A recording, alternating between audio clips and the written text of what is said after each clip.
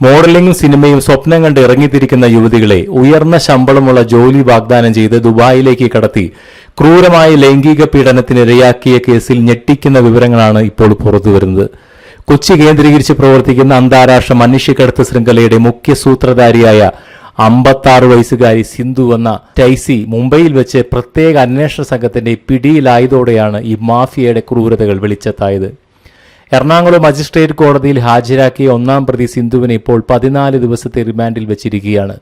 കൊച്ചിയിലെ പ്രമുഖ ക്രിമിനൽ ഗുണ്ടാ മാഫിയകളുമായി അടുത്ത ബന്ധമുള്ള സിന്ധു പെൺകുട്ടികളുടെ ചിത്രങ്ങൾ വാട്സപ്പ് വഴി ആവശ്യക്കാർക്ക് അയച്ചുകൊടുത്ത് ലക്ഷങ്ങളുടെ വിലപേശൽ നടത്തിയതിന്റെ കൃത്യമായ ഡിജിറ്റൽ തെളിവുകൾ, ചാറ്റുകൾ, സ്ക്രീൻഷോട്ടുകൾ എന്നിവ സൈബർ സെല്ലിന്റെ സഹായത്തോടെ പോലീസ് ശേഖരിച്ചു കഴിഞ്ഞു. ഈ കേസിൽ 3-4 പ്രതികളായ മഞ്ജിമ പി, അലീന എബ്രാഹിം എന്നിവർ നേരത്തെ തന്നെ ജുഡീഷ്യൽ കസ്റ്റഡിയിലാണ്. 4ാം പ്രതി അലീനയുടെ സുഹൃത്തും കൊച്ചിയിലെ നിരവധി കവർച്ചാ ഗുണ്ടാ കേസുകളിൽ പ്രതിയുമായ ഔറംഗസേബ് എന്ന ക്രിമിനലിനെ സിന്ധു ബാങ്ക് വഴി വൻ തുക കൈമാറിയതായും അന്വേഷണത്തിൽ വ്യക്തമായിട്ടുണ്ട്. നിലവിൽ ദുബായിൽ ഒളിവിൽ കഴിയുന്ന 2ഉം 5ഉം പ്രതികളായ സ്ത്രീകളെ നാട്ടിലെത്തിക്കുവാൻ പോലീസ് ലുക്കൌട്ട് പുറപ്പെടുവിച്ചു കഴിഞ്ഞു. ഇക്കഴിഞ്ഞ ഫെബ്രുവരി ആദ്യവാരത്തിലാണ് കേസിനാസ്പദമായ സംഭവങ്ങളുടെ തുടക്കം. തന്റെ മകളുടെ പേരിൽ ദുബായിലുള്ള ഈവന്റ് മാനേജ്മെന്റ് കമ്പനിയിൽ മേക്കപ്പ് ആർട്ടിസ്റ്റായി ജോലി നൽകാമെന്ന് വിശ്വസിപ്പിച്ചാണ് പരാതിക്കാരിയായ യുവതിയെ സിന്ധു കെണിയിൽ വീഴ്ത്തിയത്. വിസയ്ക്കും മറ്റ് ആവശ്യങ്ങൾക്കുമായി 4.70 ലക്ഷം രൂപയും യുവതിയിൽ നിന്ന് അവൾ കൈക്കലാക്കി. എന്നാൽ ദുബായിലെത്തിയ യുവതിയെ റോളർ സ്ട്രീറ്റിലുള്ള ബർ ദുബായിലെ ഒരു രഹസ്യ അപ്പാർട്ട്മെന്റിൽ തടങ്കിൽ പാർപ്പിക്കപ്പെടുകയായിരുന്നു. തുടർന്ന് ഇവർ കുടിച്ച കോളയിൽ വെളുത്ത പൊടി രൂപത്തിലുള്ള മയക്കുമരുന്ന് കലർത്തി അബോധാവസ്ഥയിലാക്കിയ ശേഷം സിന്ധു ഇവരെ വൻ തുകയ്ക്ക് ആവശ്യമുള്ളവർക്ക് ലൈംഗികമായി ഉപയോഗിക്കുവാൻ വിൽക്കുകയായിരുന്നു.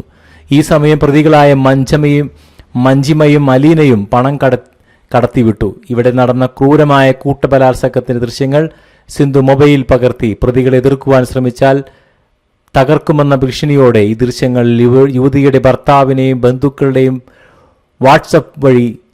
വാട്സപ്പ് വഴി അയച്ചു കൊടുത്തു. ക്രൂരമായ ബ്ലാക്ക് മെയിലിംഗ് നടത്തി. രക്ഷപ്പെടാൻ ശ്രമിക്കുന്ന കുട്ടികളെ 2ാം പ്രതി ചൂരൽ വടികൊണ്ട് ക്രൂരമായി തല്ലി. 5ാം പ്രതി പുറത്തു പറഞ്ഞാൽ കൊന്നുകളയുമെന്ന് തോക്കു ചൂണ്ടി ഭീഷണിപ്പെടുത്തുകയും ചെയ്തു. ഇരകളുടെ മൊഴിയിലുണ്ട് സമാനമായ രീതിയിൽ മറ്റൊരു യുവതിയെ കൂടി ഇവർ ചതിയിൽപ്പെടുത്തിയതായി പോലീസിന് വിവരം ലഭിച്ചിട്ടുമുണ്ട്.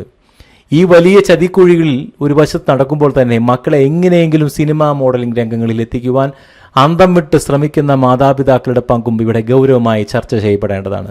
പകൽ മാന്യന്മാരായി നടന്ന് തങ്ങളുടെ മക്കൾ ഇത്തരം മേഖലകളിൽ എങ്ങനെയൊക്കെയാണ് പെട്ടുപോകുന്നതെന്ന് പല മാതാപിതാക്കളും അറിയില്ലെന്ന് നടിക്കുകയോ അല്ലെങ്കിൽ കണ്ണടക്കുകയോ ചെയ്യുകയാണ്.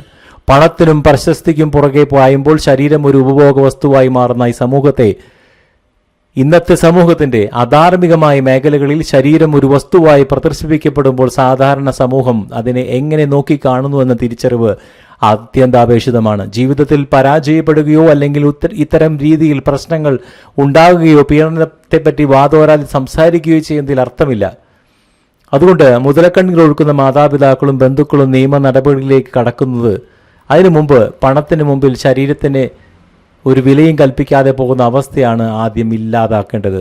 അവളുടെ മൂല്യം ഒട്ടും കുറയാതെ കാത്തുസൂക്ഷിക്കുവാൻ കുടുംബങ്ങളും സമൂഹവും ഒരുപോലെ ശ്രമിക്കേണ്ടതുണ്ട്. വരും ദിവസങ്ങളിൽ സിന്ധുവിന്റെ ബാങ്ക് അക്കൗണ്ടുകളെക്കുറിച്ചും സാമ്പത്തിക സോഴ്സുകളെക്കുറിച്ചും പോലീസ് കൂടുതൽ അന്വേഷണം നടത്തിക്കൊണ്ടിരിക്കുന്നു.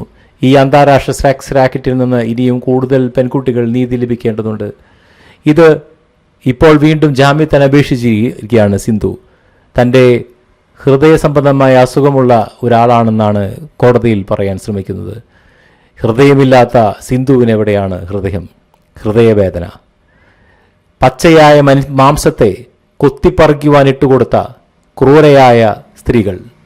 ഒരു വർഗത്തിന്റെ നാശത്തിന് ആ വർഗത്തിൽ നിന്ന് തന്നെ ആളുകൾ ഉടലെടുക്കുന്നു. പുരുഷനല്ല ഇതിന്റെ മേൽനോട്ടം വഹിക്കുന്നത്, സ്ത്രീ തന്നെ.